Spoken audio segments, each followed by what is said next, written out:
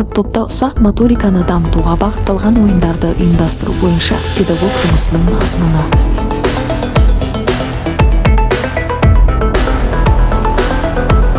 Сәлеметсіздер ме, бүгінгі курстағы әріптестер? Бүгін сіздермен өзіміз үшін де, кәсіби дамуымыз үшін де өте маңызды тақырыппен бөлісуге келіп отырмыз. Осы тақырыпты сіздерге ұсыну үшін мен және екі әріптесім арнайы дайындалып, ойымызды ортаға салуға шешім қабылдадық. Мен Сакенова Эльмира Берікболовна. Мақсаты әртүрлі іс-әрекеттер арқылы мектепке дейінгі кіші жастағы балалардың ұсақ моторикасы мен қол үйлесімділігін дамыту. Міндеттері: қол және көз, қолдың ептілігі, ритмикасы, қозғалысын үйлестіру және нақтылығын жақсарту. Саусақтар мен қол буынының ұсақ қол моторикасын жақсарту. Жалпы қозғалыстық белсенділікті арттыру, сөйлеу функциясын тұрақты етуге көмектесу. Қиялын, логикалық ойлауын, еркін назарын, көру және есту қабылдауларын, шығармашылық белсенділіктерін дамыту, өз құрбылары және үлкендермен қарым-қатынаста эмоционалды, қолайлы жағдай жасау. Төлеубекова Жанерке Жеңісқызы.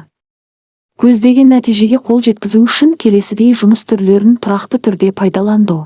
Тәлімгердің балалармен бірлескен қызметі, балалармен жекелей жұмыстар, балалардың өтінімдері.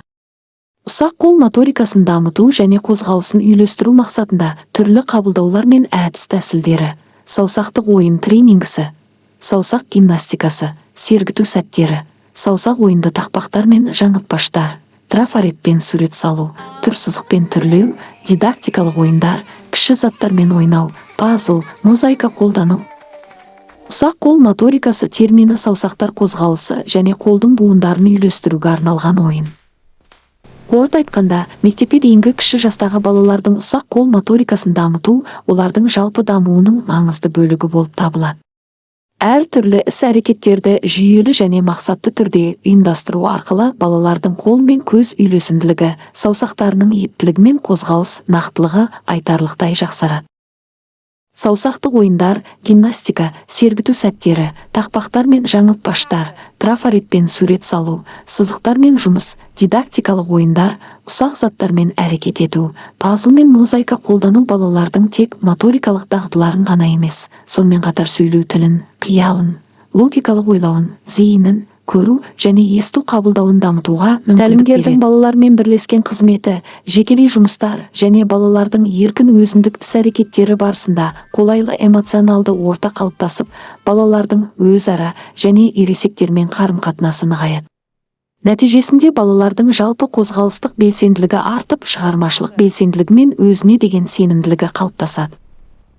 Осылайша ұсақ қол моторикасын дамытуға бағытталған жұмыстарды тұрақты түрде қолдану балалардың мектепке дайындығын арттырып, олардың жан-жақты, үйлесімді дамуына оң ықпал етеді.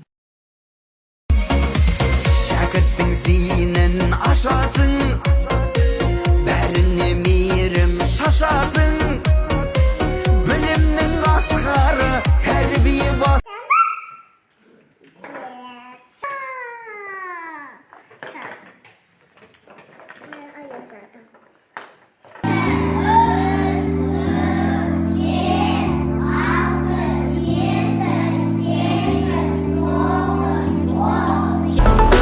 Назарларыңызға рахмет.